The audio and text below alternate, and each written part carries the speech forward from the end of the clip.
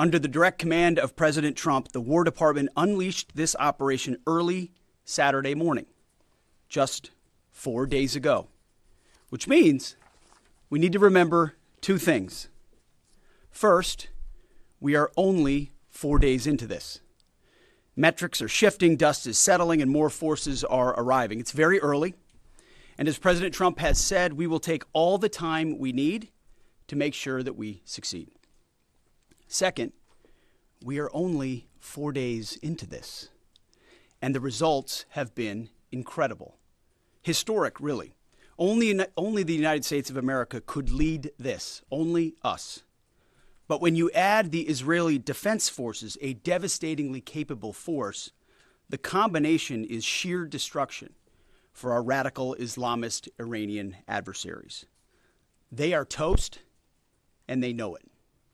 Or at least, soon enough, they will know it. And we have only just begun to hunt, dismantle, demoralize, destroy, and defeat their capabilities, just 4 days in. Starting last night and to be completed in a few days, in under a week, the two most powerful air forces in the world will have complete control of Iranian skies, uncontested airspace. I hope all the folks watching understand what uncontested airspace and complete control means. It means we will fly all day, all night, day and night, finding, fixing, and finishing the missiles and defense industrial base of the Iranian military, finding and fixing their leaders and their military leaders, flying over Tehran, flying over Iran, flying over their capital, flying over the IRGC, Iranian leaders looking up and seeing only U.S. and Israeli air power every minute of every day until we decide it's over. And Iran will be able to do nothing about it. B-2s, B-52s, B-1s, Predator drones, fighters, controlling the skies, picking targets. Death and destruction from the sky all day long. We're playing for keeps. Our warfighters have maximum authorities granted personally by the president and yours truly. Our rules of engagement are bold, precise, and designed to unleash American power, not shackle it. This was never meant to be a fair fight, and it is not a fair fight. We are punching them while they're down, which is exactly how it should be. Thus far, Operation Epic Fury has delivered twice the air power of shock and awe of Iraq in 2003, minus Paul Bremer and the nation building. The campaign has 7 times the intensity of Israel's previous operations against Iran during the 12-day war, 7 times. And as President Trump said, more and larger waves are coming. We are just getting started. We are accelerating, not decelerating. Iran's capabilities are evaporating by the hour, while American strength grows fiercer, smarter, and utterly dominant. More bombers and more fighters are arriving just today. And now, with complete control of the skies, we will be using 500-pound, 1,000-pound, and 2,000-pound GPS and laser-guided precision gravity bombs, of which we have a nearly unlimited stockpile. We used more exquisite standoff munitions at the start, but no longer need to.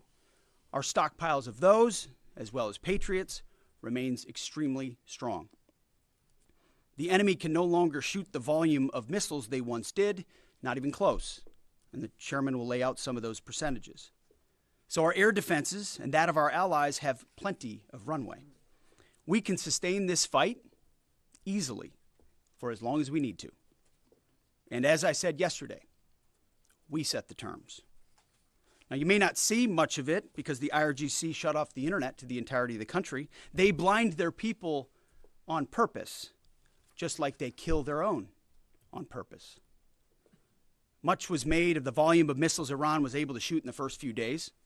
And sadly, as we projected, a few got through and killed 6 of our best, who will hopefully arrive home soon. We will avenge them, no doubt. But I liken Iran's predicament to a football team who scripted the first 20 plays of a game. The team knew what plays to run because their first few drives were scripted. But now that the game has started and the blitz is on, they don't know what plays to call, let alone how to get in the huddle and call those plays. Iran's senior leaders are dead. The so-called governing council that might have selected a successor, dead, missing, or cowering in bunkers, too terrified to even occupy the same room. Senior generals, mid-level officers, enlisted ranks, they can't talk or communicate, let alone mount a coordinated and sustained offensive. That's not great for morale. The Iranian Air Force is no more, built for 1996, destroyed in 2026. The Iranian Navy rests at the bottom of the Persian Gulf. Combat ineffective, decimated, destroyed, defeated, pick your adjective. In fact, last night, we sunk their prize ship, the Soleimani. Looks like POTUS got him twice. Their Navy, not a factor. Pick your adjective, it is no more. In fact, yesterday, in the Indian Ocean, and we'll play it on the screen there, an American submarine sunk an Iranian warship that thought it was safe in international waters. Instead, it was sunk by a torpedo. Quiet death. The first sinking of an enemy ship by a torpedo since World War II. Like in that war, back when we were still the War Department, we are fighting to win. Also, yesterday, the leader of the unit who attempted to assassinate President Trump has been hunted down and killed. Iran tried to kill President Trump, and President Trump got the last laugh. Now, this is not a mission accomplished situation. This is simply a reality check. The combination of U.S. and Israeli intelligence and combat power will control Iran, and will control it soon. Sure, Iran will still be able to shoot some missiles and still be able to launch one-way attack drones at civilian targets, and their proxies will attempt to attack our embassies, bases, and soft targets. They are terrorists, after all, and they need to target civilians because they can't fight toe-to-toe. But we will find them, and we will kill them. This is what the fake news misses. We've taken control of Iran's airspace and waterways without boots on the ground. We control their fate. But when a few drones get through or tragic things happen, it's front page news. I get it. The press only wants to make the president look bad, but try for once to report the reality. The terms of this war will be set by us at every step. As I said Monday, the mission is laser focused. Obliterate Iran's missiles and drones and facilities that produce them, annihilate its navy and critical security infrastructure, and sever their pathway to nuclear weapons. Iran will never possess a nuclear bomb, not on our watch, not ever. And this is why President Trump's moral clarity on Iran today is so vital.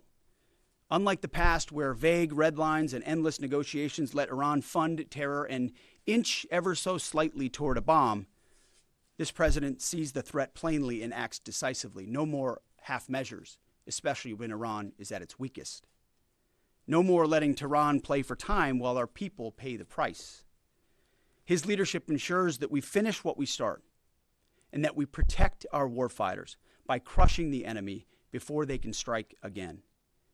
Our offensive operations, refined through months of relentless preparation, are unstoppable. And our defensive efforts are unprecedented. We have from the start put the protection of our troops ahead of everything else. Before we very publicly built up offensive combat power, we quietly ensured that our defensive posture and power was in place. And as we built up offensive combat power, we moved the vast majority of American troops, over 90% of Americans that were on our bases, what we say off the X, out of the range of Iranian fire. Our defensive shield is equally formidable, the most sophisticated air and missile defense network ever fielded.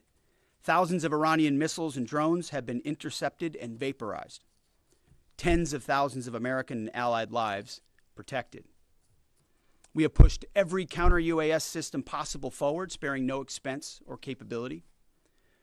And like I said, this does not mean we can stop everything, but we ensured that the maximum possible defense and maximum possible force protection was set up before we went on offense. In closing, as President Trump told German Chancellor Merz yesterday, Iran negotiated in bad faith, stalling, scheming, and preparing to strike. And we acted decisively to defend our people, our interests, and our allies. President Trump took bold action, putting America first, the kind of bold action that the American people elected him to execute. To our steadfast partner, Israel, your mission is being executed with unmatched skill and iron determination. Fighting shoulder to shoulder with such a capable ally is a true force multiplier and a breath of fresh air. We salute your courage and your contribution. 4 days in, we have only just begun to fight. America fights to win, and in Operation Epic Fury, we are. May God's providence cover and protect our troops always. And with that, I turn it over to the chairman. Thank you, Mr. Secretary, and good morning, everyone. Thank you for being here. I'm here today to provide the American people and those of you in this room an update on Operation Epic Fury. First, it's with profound sadness and gratitude that I share the names of 4 of our 6 fallen heroes, all from the 103rd Sustainment Command, U.S. Army Reserves out of Des Moines, Iowa. Captain Cody Cork, Sergeant First Class Noah Tegens, Sergeant First Class Nicole Amore, and Sergeant Declan Cody. To the families of our fallen, we grieve with you today, and we look forward to welcoming your family members home at Dover in the coming days. Out of respect for the other families, we'll withhold the release of their names until next of kin notification is complete. And either myself or Admiral Cooper will release those names as soon as we can ensure that all of those families have been properly notified. To our Gold Star families, to our wounded warriors and their loved ones, we will never forget your sacrifice.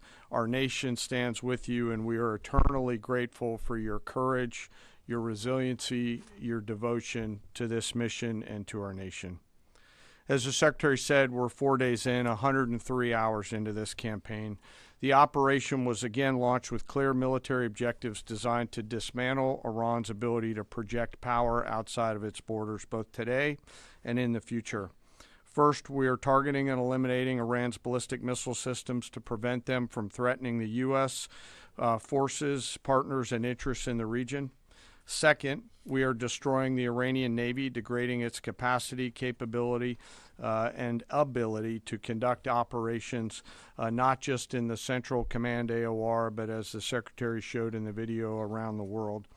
Third, we're ensuring Iran cannot rapidly rebuild or reconstitute its combat capability or combat power, and those phases will begin as the campaign continues. As of this morning, U.S. Central Command is making steady progress. Iran's theater ballistic missile shots fired are down 86% from the first day of fighting, with a 23% decrease just in the last 24 hours. And their one-way attack drone shots are down 73% from the opening days.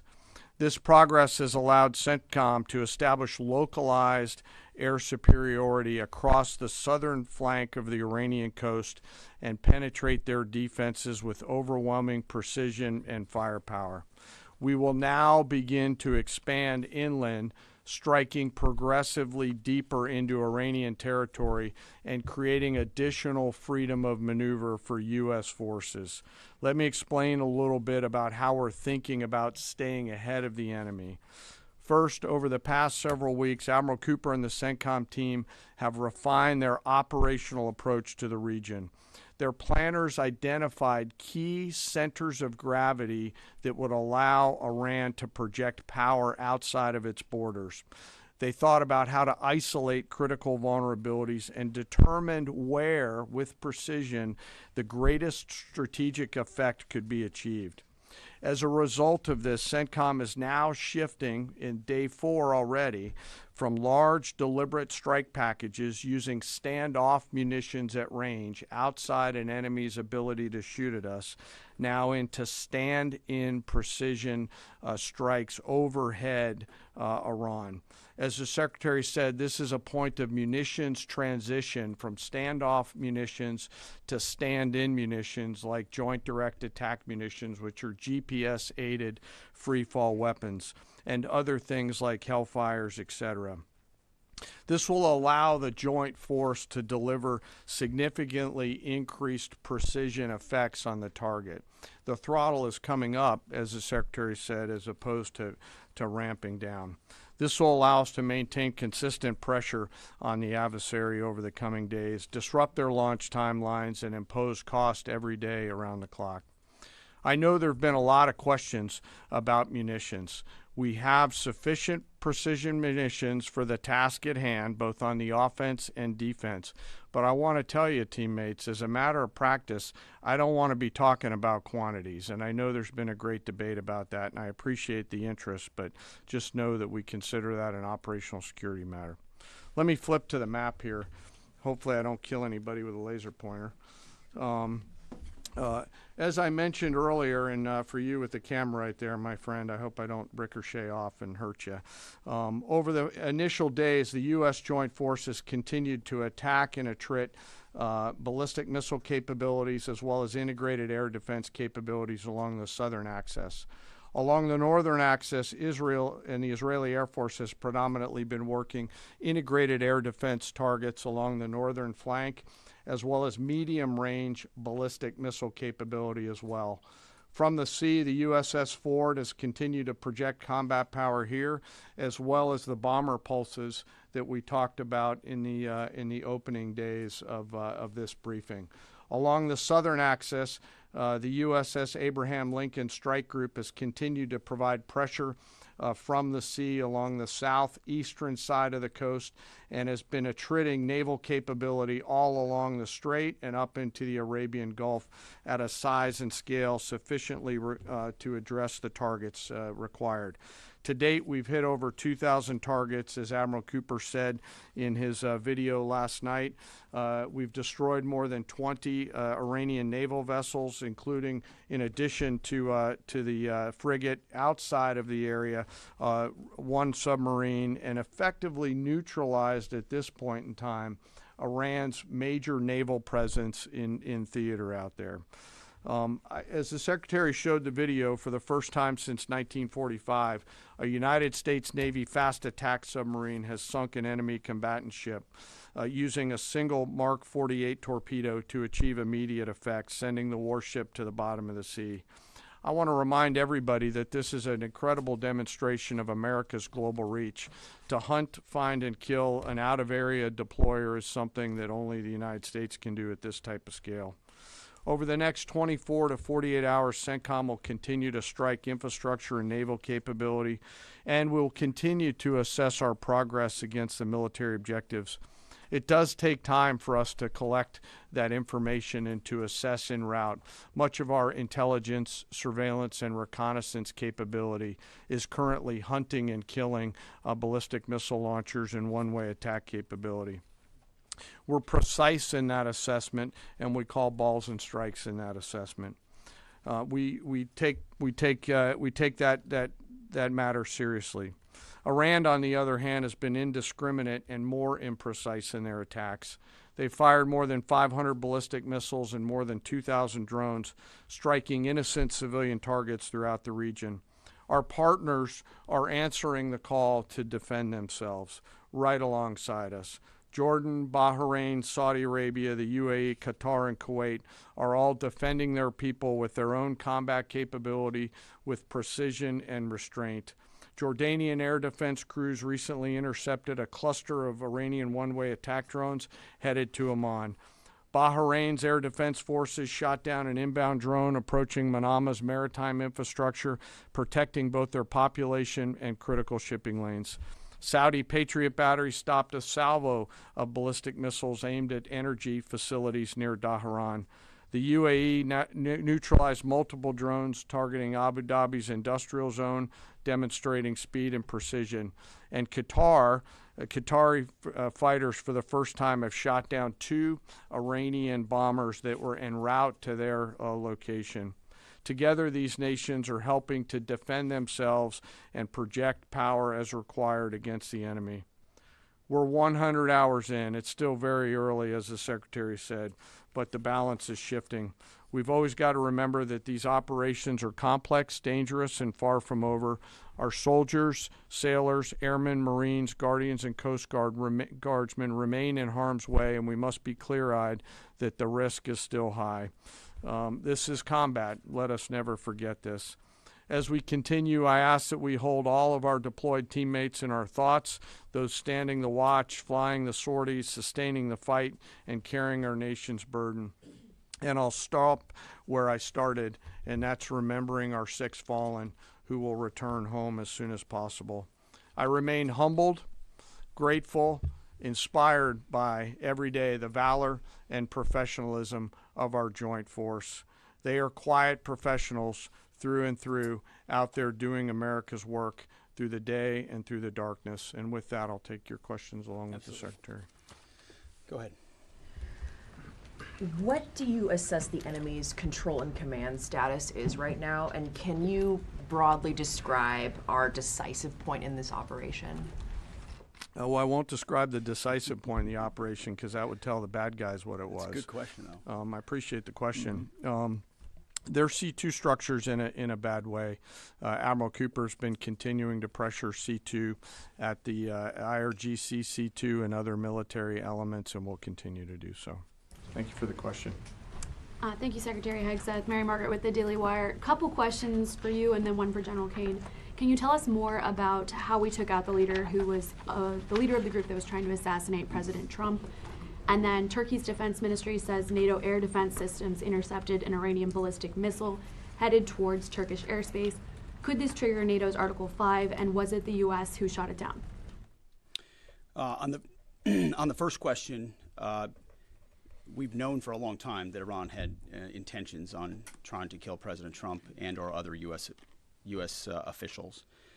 And while that was not the focus of the effort by any stretch of the imagination, in fact, never raised by the president or anybody else, I ensured and others ensured that those who were responsible for that were eventually part of the target list. It wasn't the beginning of the effort. We were focused on missiles and launchers, and that's the focus. But ultimately, if we had the opportunity to get at those who are trying to get at Americans specifically, we would.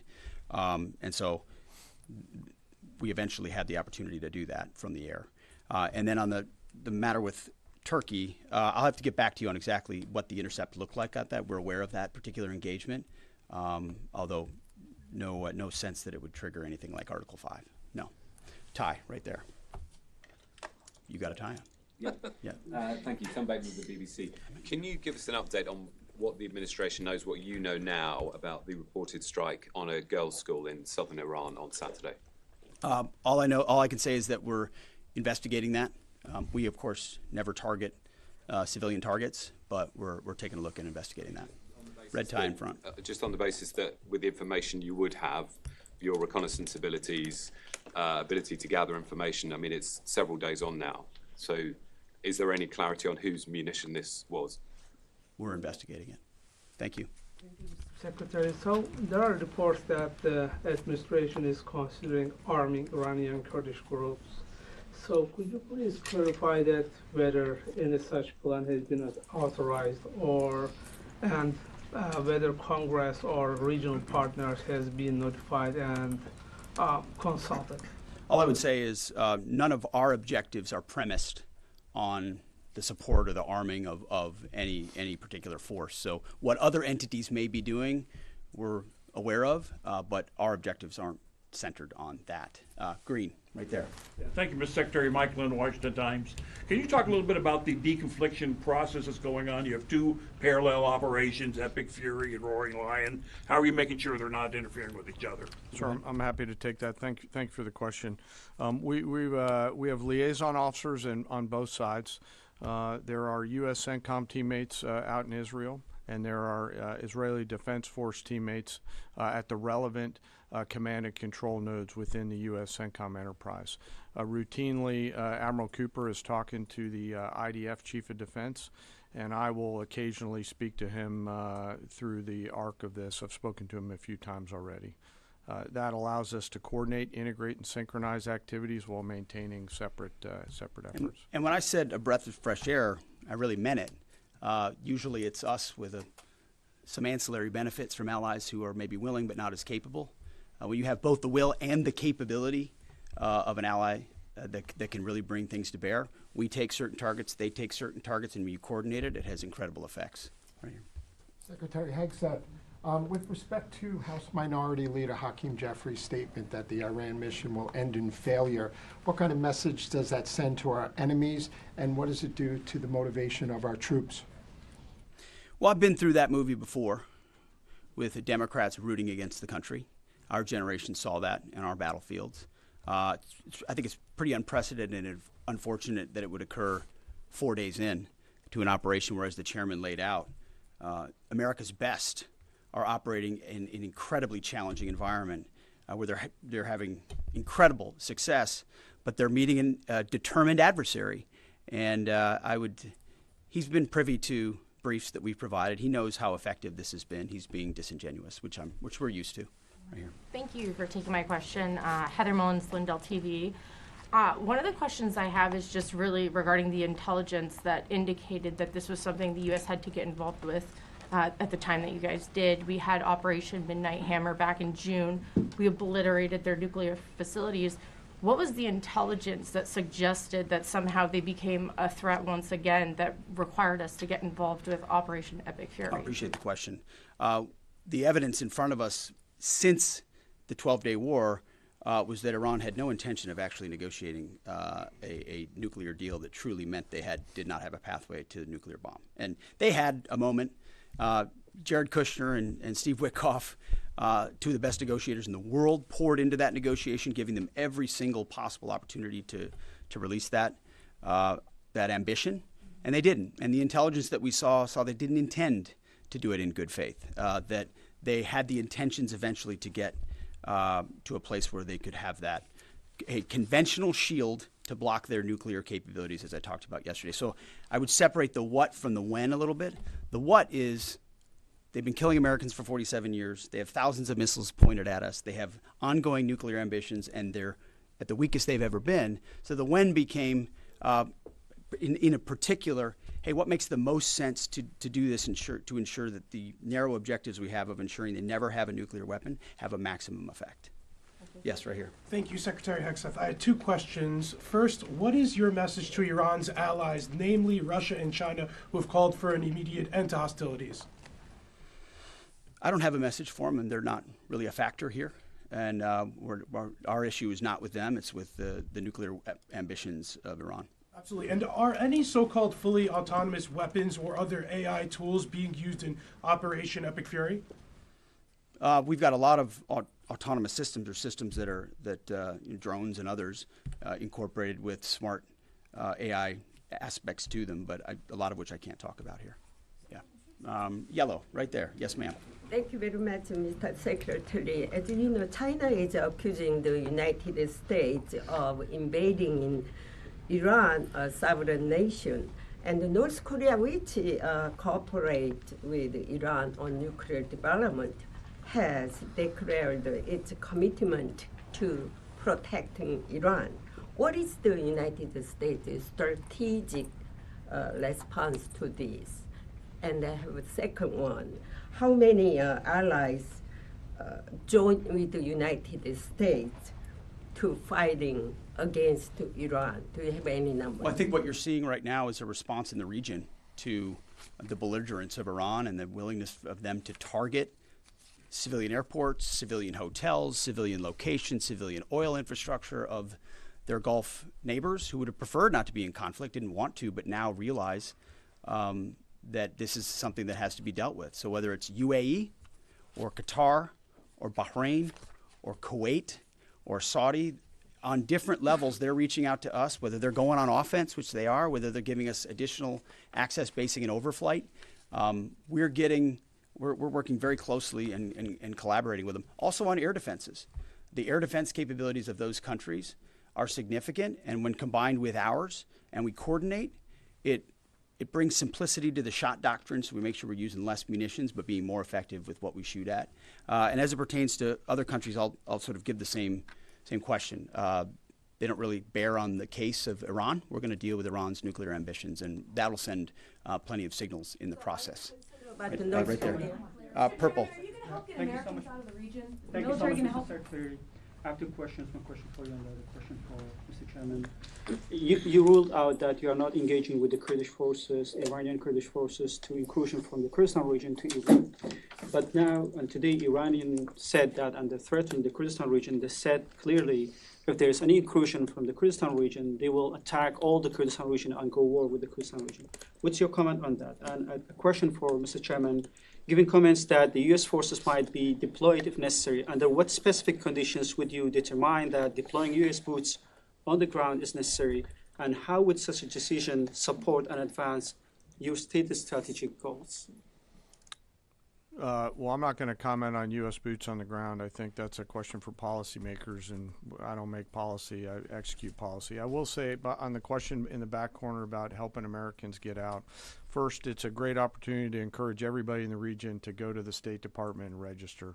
Secretary Rubio's been trying to get that word out, and I'd ask you to help us with that, to have folks register. We've also opened up space available seats as C-17s and other airplanes come in to try to help folks get out. But that's really a State Department matter. But to answer your question, that's what we've been doing. Absolutely. Last question right here. Secretary Hegseth, thank you. Reagan Reese with the Daily Caller. You touched on this in your opening remarks, but I'm hoping you could expand on it a bit. It's been reported that Iran might be trying to outlast our ability to intercept their missiles. It sounds like you guys are saying they don't have the ability to do so. Is that the case? Can they outlast us in their ability to do that? Iran cannot outlast us. We're going to ensure through violence of action and our offensive capabilities and our defensive capabilities, as I said, that we set the tone and the tempo of this fight. That's why stories and speculation about different things that try to make it look like we're limited in what we can do. The only limits we have in this is President Trump's desire to achieve specific effects on behalf of the American people. And that's why we don't talk about, you can say 4 weeks, but it could be 6, it could be 8, it could be 3. Ultimately, we set the pace and the tempo. The enemy is off balance, and we're going to keep them off balance. And we know their ability to shoot versus our ability to defend. That difference gets wider and wider every day. Our defense gets better, their offense capabilities diminish. As we are going into ammunitions that we, as we said, have tens of thousands of and can drop unlimited supplies on with even more effects than the standoff emissions we have now, which is why when we say the throttle's going up, the throttle's going up, and it's going to stay on high. Thank you all very much. Appreciate it.